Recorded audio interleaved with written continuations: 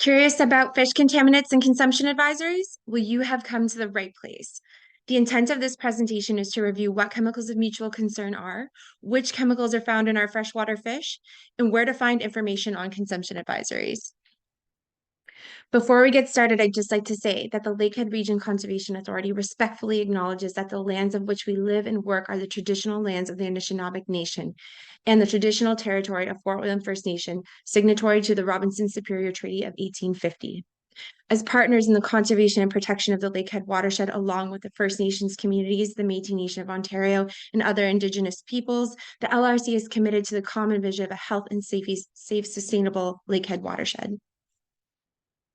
So who am I? My name is Michelle Willows, and I'm the environmental planner for the Lakehead Region Conservation Authority.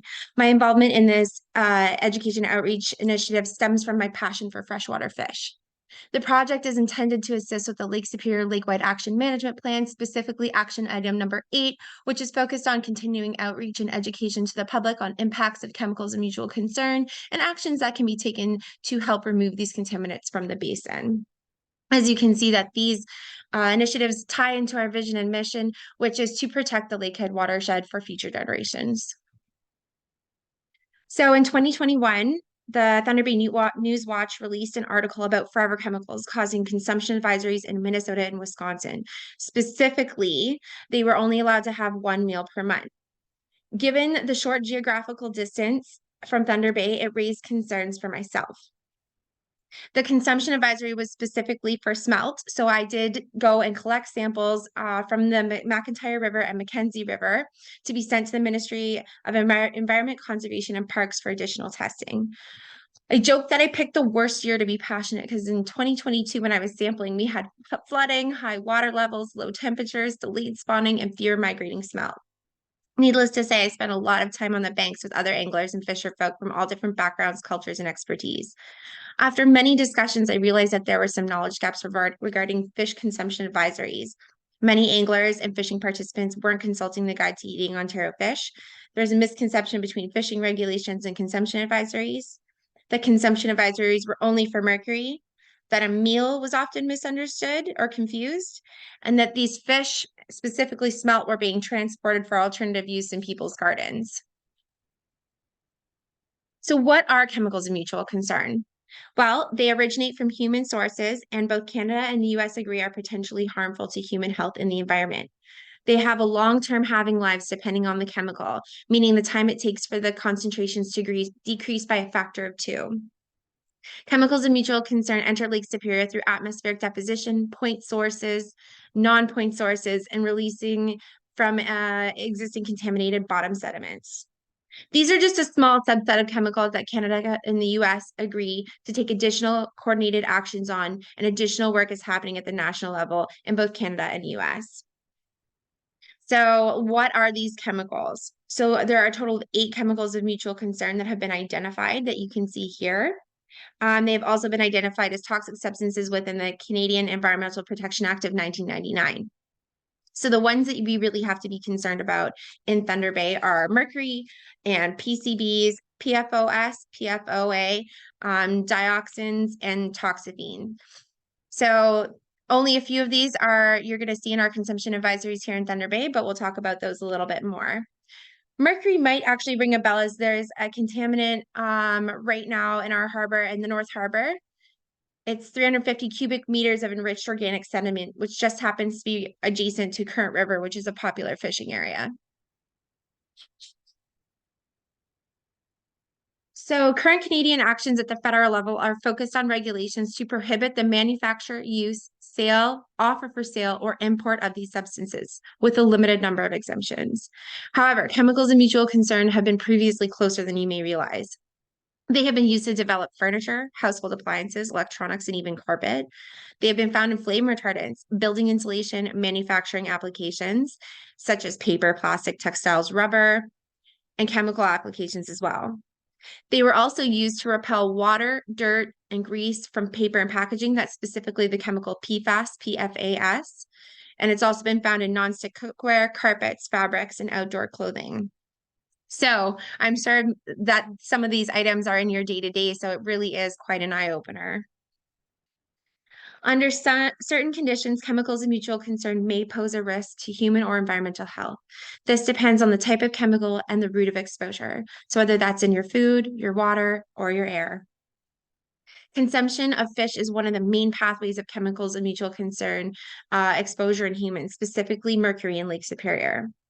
In some instances, exposure to certain chemicals can cause serious health problems. Long-term health effects are usually caused by exposure to these harmful chemicals at smaller doses over longer periods of time. So why is Lake Superior so susceptible to these chemicals of mutual concern?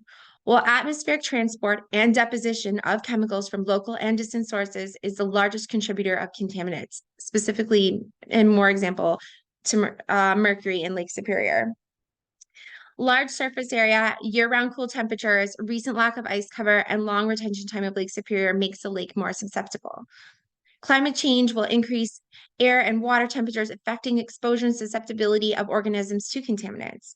Increasing water temperatures can also increase the rate of toxic substance uptake by aquatic species. So, how are these chemicals getting into our freshwater fish? So, we have bioaccumulation when pollutants build up in a single organism's body. In fish, this occurs when the contaminants pass over their gills or when they're ingested in their diet. Biomagnification, which is an increase in contaminant concentrations as they pass up the food chain. So, larger fish, such as lake trout, have higher contaminants because they are higher in the food chain. So, the status of contaminants in edible fish in Lake Superior is classified as being fair with an unchanging trend over the past 10 years. This is due to the legacy contaminants. And so this is continuing local point and non-point sources of pollution, leachates from old landfills, runoff from our stormwater sewer systems. And so that's why it's currently listed as unchanging. Before I dive in too much into the Guide to Eating Ontario Fish and consumption advisories further, I just want to express that we understand that freshwater fish are a traditional food source that is fundamental for the cultural identity, mental and spiritual well-being, and physical and nutritional health of Indigenous peoples across Ontario. Many Indigenous peoples rely on food traditions or traditional food systems, which is essential to their main connections with nature, their identity, their social cohesion, and traditional knowledge of their cultural continuity. The consumption advisories are not intended to shift Indigenous peoples away from their traditional food source, but to provide advisories to safely consume fish while other solutions are addressed and formed for chemicals of mutual concern. Consumption advisories developed in an effort to avoid negative health effects and harmful pollutants found in fish and should be utilized as a tool to navigate the changes the Great Lakes are experiencing. So, consumption advice is issued in an effort to avoid these negative health effects, as I previously mentioned. So, the Guide to Eating Ontario Fish was developed to provide fish consumption advice for both general and sensitive populations. So, sensitive populations are women of childbearing age and children under 15. Fish consumption advisories are also based on location, type of fish, length of fish, and recommended numbers of meals. So I'm going to take a second here and actually show you how the map works, where to find it, and all of the details that you can find for the Guide to Eating Ontario Fish. So you can enter Guide to Eating Ontario Fish into a basic Google search, which will take you right to the website. So here on the website, you're going to scroll down. It'll tell you a little bit about the guide, but more importantly, we're going to go straight to the map. So you can search where you're fishing by water body name, location, or species name. So today we're just going to look at Thunder Bay.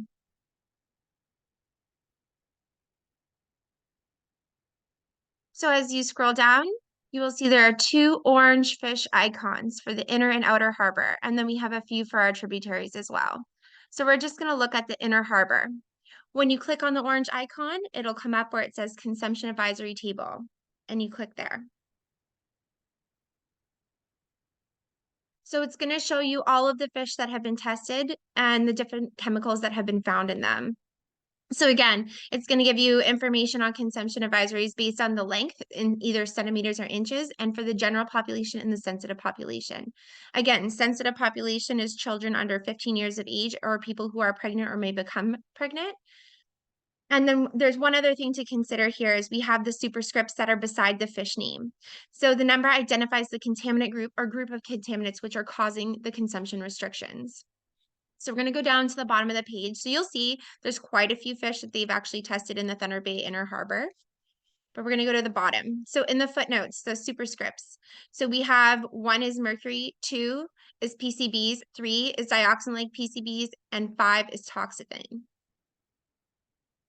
So let's look at yellow perch. So we see that it has a 1, indicating that mercury is the cause for that consumption advisory. The general population is able to have 4 meals per month of yellow perch from our inner harbor, where the sensitive population is 0. We can scroll up a bit to another fish. So we have round whitefish, which is, again, it's being affected by mercury. And then we'll check down what number 2 is and PCBs. So you can then see the various sizes and meals per month that you can have for that fish. So they did do some chemical testing in Thunder Bay. The results indicated that PFAS, the larger chemical family, and more specifically PFOS levels within the Thunder Bay Inner Harbor and Outer Harbor are low and did not have an impact on consumption advisories. The PFOS average for the composite samples was 1.82 nanograms per gram wet weight, where the total PFAS, as in the family of chemicals, of the composite samples averaged at 7.7 nanograms per gram wet weight. However, PFAS has been included in some fish consumption advisories for the Nebing River. Historically, the Thunder Bay International Airport had a former firefighting training area where fire suppressant foam was used as a tool during these exercises. PFAS are a component of these firefighting foams that were previously used at that site. The former firefighting training area has been decommissioned and steps are being taken to investigate and manage the contaminants on the site. As for the smelt that I had went and got out of the Mackenzie River and the McIntyre River, I did get the results back for that too. So on February 1st, 2023, the consumption advisories from rainbow smelt did end up changing from 12 to 8 meals per month due to a chemical contaminant called toxaphene. So toxaphene was once a heavily used pesticide in the US from the 1970s to the 1980s. It was primarily used for cotton production and other crops. So this legacy contaminant remains in Lake Superior due to large surface area, cool temperatures, long retention times of Lake Superior, and as well as atmospheric deposition. Concentrations may vary across Lake Superior. However, the chemical did trigger a fish consumption advisory in Thunder Bay's inner and outer harbor.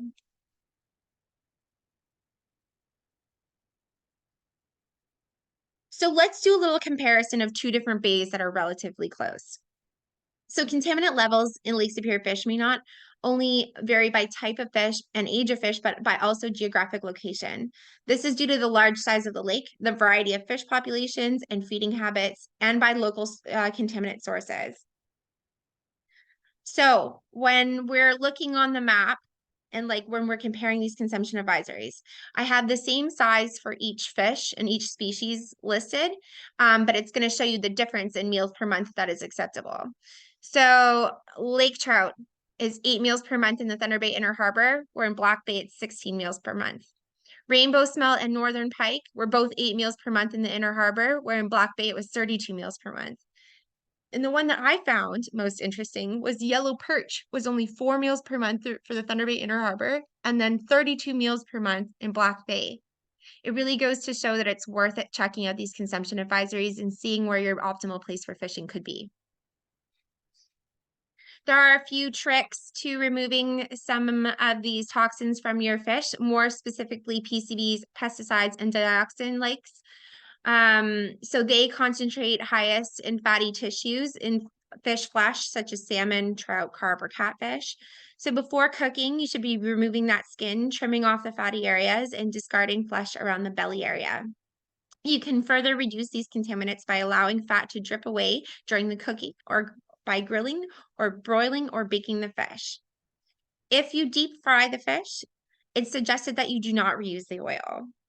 Some toxins, such as mercury and PFAS compounds, are evenly distributed in fish flesh, so there is nothing that you can really do to reduce or remove them.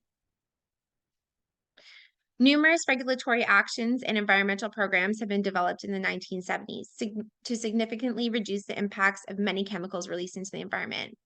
So in Canada, the manufacture, import, and use of chemicals are regulated by a number of laws, including the CEPA 1999, the Hazardous Products Act, the Food and Drugs Act, and the Pest Control Act.